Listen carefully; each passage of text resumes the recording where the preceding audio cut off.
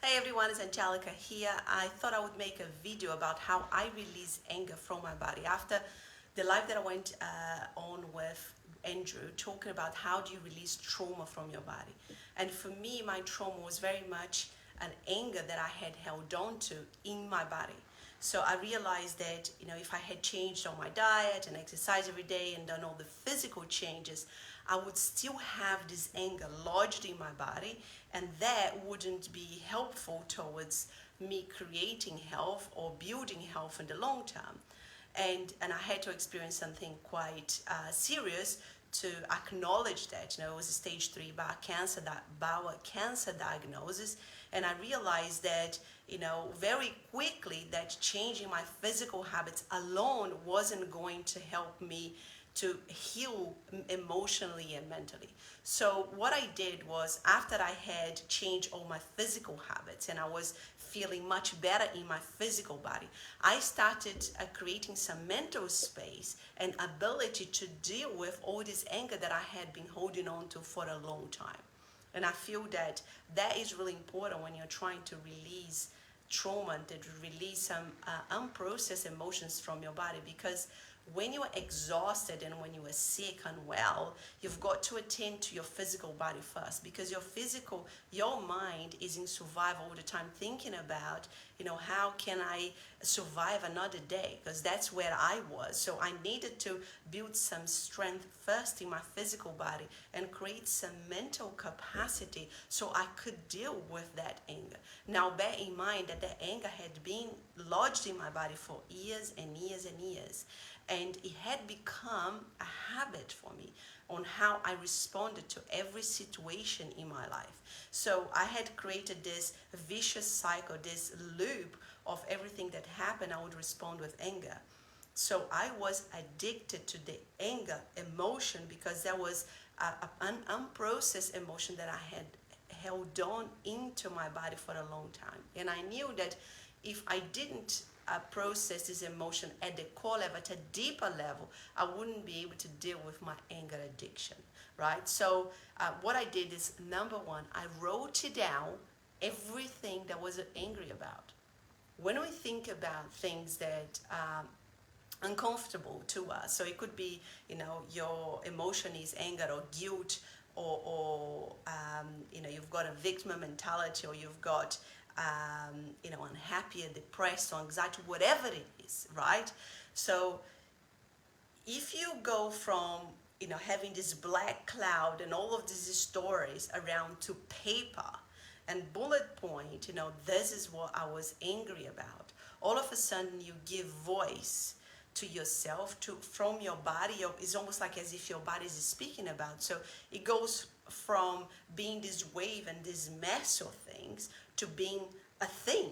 This is a number one, I was angry about this. Number two, I was angry about that. Number three, I was angry about that, right? So whatever it is, the case, it gives you more clarity as opposed to having this mess going all over your head, going, oh, what about this, what about that? And you don't know even where to start. Okay, so, and I know how much courage does that take, because it goes from you being angry or feeling this emotion for so long, and you're having to put on a piece of paper what it is actually the thing that it's bothering, what is actually the thing that it's making you sad and depressed and anxious or angry, right?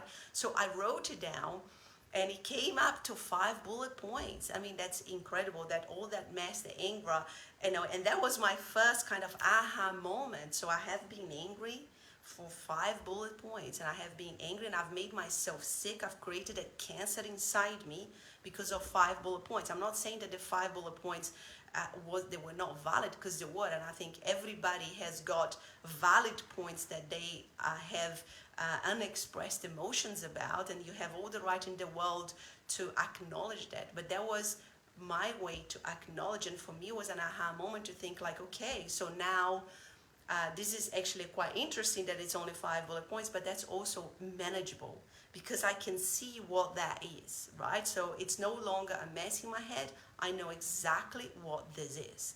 So as I looked at those, I could start processing and understanding them from a different perspective, right? Because all of a sudden I'm looking at this and going, okay, so this is more manageable. I can see this in a more logical way. And I can also see how this affected me. I think a lot of people, have this kind of, idea that, the thing that they, and I had that too, that they are angry or anxious or worried or depressed about, it's so big that they are not going to be able to manage. But until you know exactly what it is, you don't know. So for me, it went from being a big thing to being something that I could process and I could manage. And I could see that was possible for me. And then what I did is I started, there was several events that led me to kind of starting to release this emotion at the core level. I did a meditation once. It was at the time online in a cancer symposium, and the lady asked me, everybody, put the hand where your cancer is and ask your cancer why you're here. And I remember I had this powerful moment where I put the hand in my belly, and bear in mind that the actual physical cancer was no longer in my body because I had an emergency surgery. But I put my hand where the cancer had been. And the lady said, ask the cancer why you're here. And when I asked the cancer why you're here, it was as if I had a person inside me saying, I'm angry. And it was so loud and clear that I felt a release. I felt a relief, and I thought, okay, I can hear you. I see you. I understand why you're here. And that was the start of me releasing at the deep core level in my body that anger. A lot of people are scared to even think about what it is, the unprocessed emotion that they've been hiding. I was that person. And of course, I was pushed in my mind to solve that because I wanted to live a long life, and I understood that just with physical changing, habit changes, it wasn't going to do the trick. I understood that just turning up to chemo wasn't going to be enough. So I was highly motivated to change my mental and emotional state. And I think that is really important when you are trying to release trauma. Once you are highly motivated, the next step is going to come in front of you, and a step that you can actually process.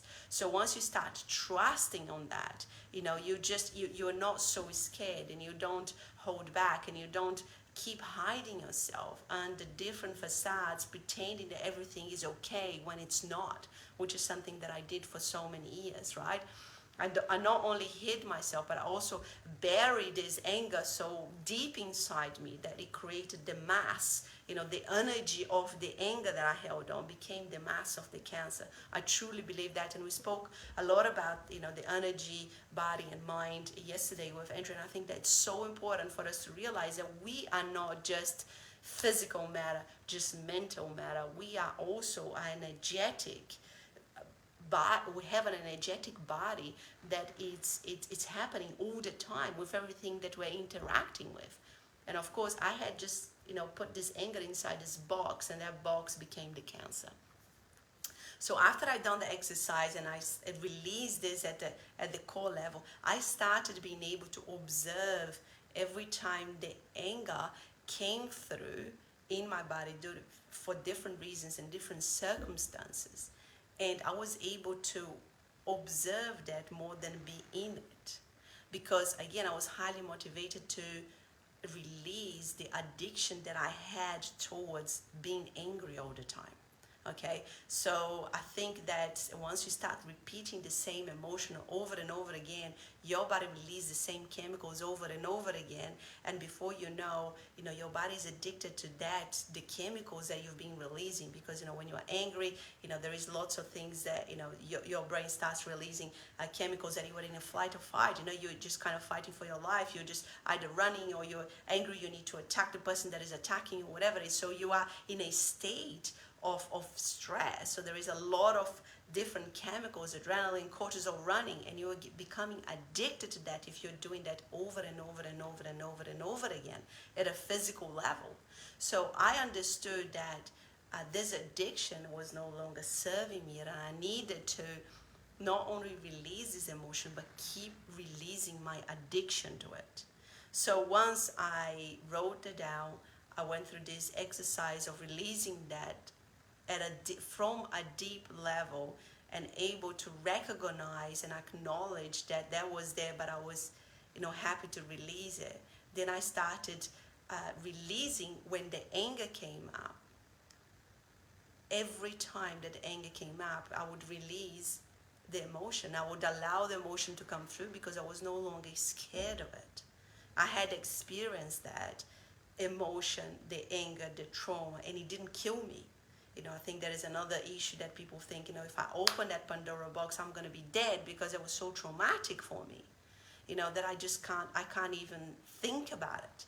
So because I was able to release that from the first time, everything else that came as a result of that, every situation that made me angry after that, I was able to allow the emotion to come through my body. The more I did it, the less power the emotion of anger had on me, and the less addicted I was towards that emotion, right? So that is in itself is a habit, right? Everything that we do, we are a set of habits, including our emotional habits, our thoughts are habits. And the more you practice a different thread of thought, a different way of feeling and dealing with the emotion, you're creating a new habit, a new neural pathway. Your body is releasing different chemicals. Okay, so within that, I started creating a new habit. So I hope this is helpful to you if you are on a path of trying to release a particular emotion. I think writing things down to make them manageable and allowing yourself to feel this emotion in whatever environment or setting you choose to. And then from that on, the work does not stop there, and I think that's really important. You don't do it once and it's all gone. You don't go to the gym once and you get a six-pack. You have to do it over and over and over again until you create a completely different new habit, a new neural pathway in your brain, that when a situation outside of you happens, you're not going to default to the emotion again because you have created a new pathway. Thank you so much for being here, and I'll see you on the next one. Take care.